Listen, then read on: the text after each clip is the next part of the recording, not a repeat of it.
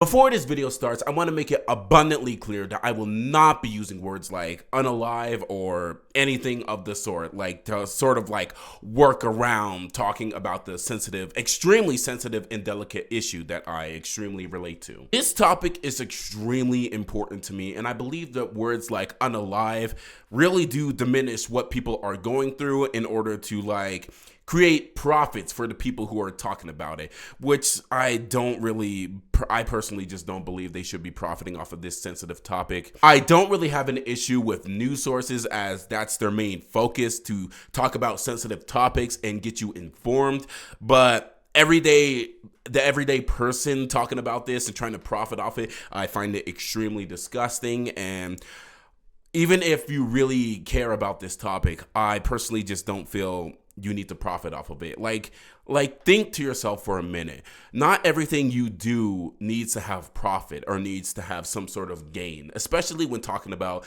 just topics like this. I will also be trying my best to exclude words like us and we throughout this whole review, as I feel very connected to this topic and to this story.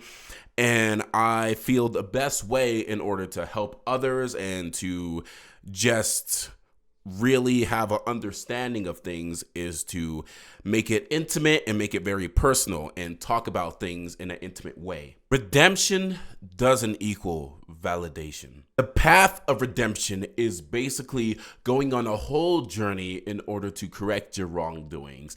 And while sometimes when trying to correct these wrongdoings, you might get validated, majority of the times, depending on who you are and who you are, like who you've hurt, basically, it's not gonna feel validating. A Silent Voice is a story about a young boy who viscerally bullied a deaf kid when he was younger, and as he's growing up, he is trying to make amends in any way possible. This movie expertly covers the themes of bullying, of depression, of suicide, and of loss. I will be trying my best to really talk around majority of the plot, as I feel I don't want to spoil this in any sort of sense, and this is an important movie, especially in this political era we are in, 2025, and with all the stupidity that's going around, I believe this is very important for a lot of people to see. What I really enjoy about A Silent Voice is that it's not really a talk about being a good person versus being a bad person.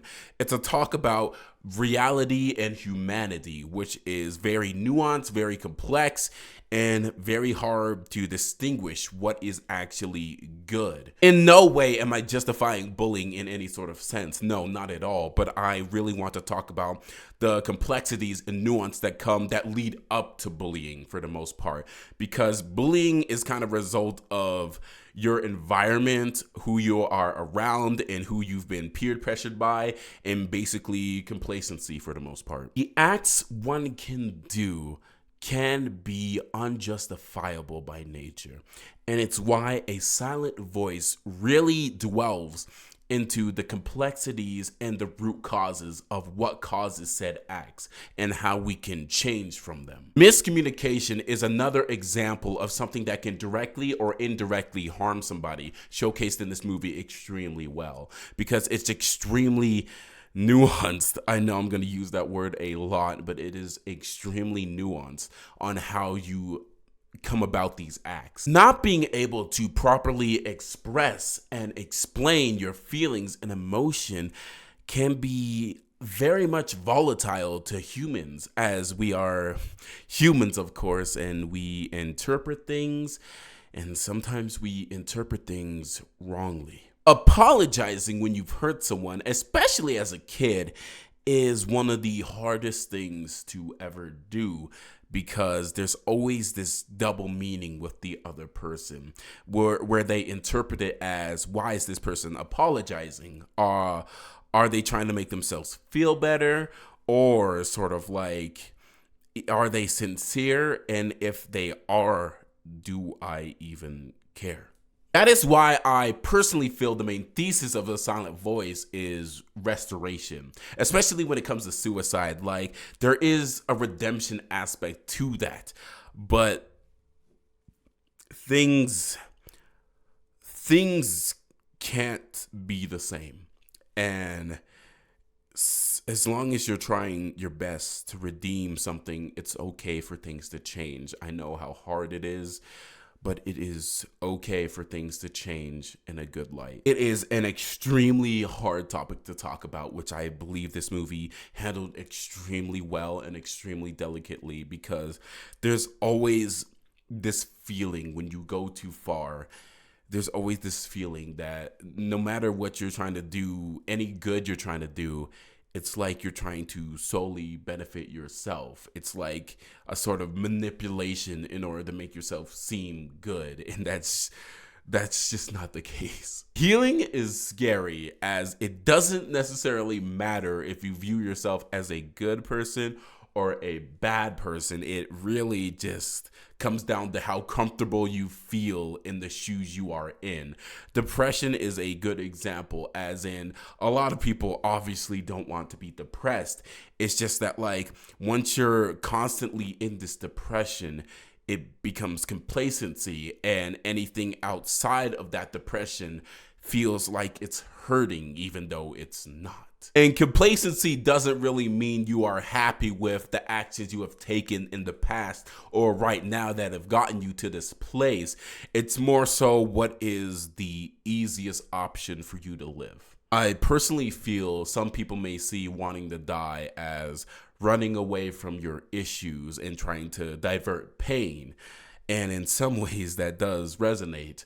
But after going through therapy and really trying to, like, understand myself, I have to say that, like, I think I personally saw it as trying to take accountability in the worst way possible. I felt this way of thinking as I sort of, like, felt my life was solved, as in, like, every day waking up the same day, I try to change or, like, do something good, and it's just not good enough, or there's always this stigma there.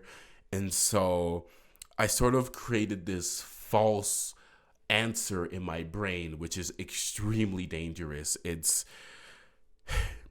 The thing about your brain is that your brain is not necessarily your friend. It's not something you really have full control over. It is more like, say, a coworker, as in you guys coexist together. It is our duty to constantly keep our brain healthy and keep it thinking in order to, like, keep questioning why you are doing XYZ, because if it locks in an answer and it believes this is the only answer to all these questions, it's extremely dangerous. Like, I'm a person who very much has control issues, and I need to be in control. And when emotions and my brain just do whatever they want, it's extremely hard to just exist at that point. There is amazing moments of happiness in this movie that greatly offsets the doom and gloom of what this movie truly is. And it's extremely necessary. It's telling us that even if we are going through this situation, we do need to recognize the happy moments in our life. It's extremely hard. Trust me, I'm not saying it's easy. It's just something we need to do in order to keep our brain healthy. It is the more happy, more mundane and comedic moments of this movie that really give the full impact and power of the powerful moments in this movie. I have to give big kudos to the relationships in A Silent Voice, as they feel grounded in normality and humanity, and it really is something necessary in order to tell a story like this and have people fully connect to this. There is a lot of things in this world that will bring you down and very much break you to a point that I don't think anyone wants to get to. But it's very important that you cherish these high moments and you really understand that there are good moments in your life. You are just not really recognizing it at the moment because you're just in this constant pain. And it is okay to be in pain from time to time. It is just natural, just as long as you really just find a better coping mechanism and find better habits in order to really better yourself. Watching media that has these extremely sensitive topics in them, I feel, is honestly a responsibility because it just helps you understand life better. The visuals and the score are so intertwined. They are absolutely dancing around each other in unison and are complementary to the whole story here that I feel I don't need to talk about it in any sense.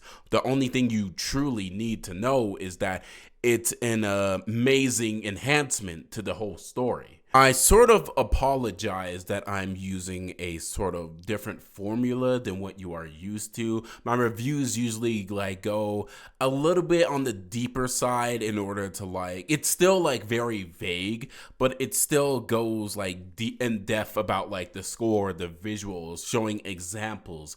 But I truly believe this is an impactful film, and I just do not want to spoil anything about this. I wanted this to be an extremely personal and connected sort of review, and so therefore I focused solely on the story and the themes for the most part in order to really just connect with this media and showcase that I do enjoy it, and I of course think it is a 10 out of 10. I am forever grateful for the manga creator Yoshitoki Oima and the director Naoko Yamada for bringing this to life and being able to really translate what the manga creator really did into a movie. It's not hard. It's not very often that people do that, but did it extremely well, and I gotta say this saved thousands of lives. Thank you so much.